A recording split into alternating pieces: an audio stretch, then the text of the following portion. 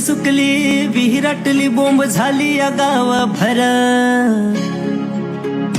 पाण्याचा जपून वापर कर पाण्याचा जपून वापर कर पाण्याचा जपून वापर कर पाण्याचा जपून वापर कर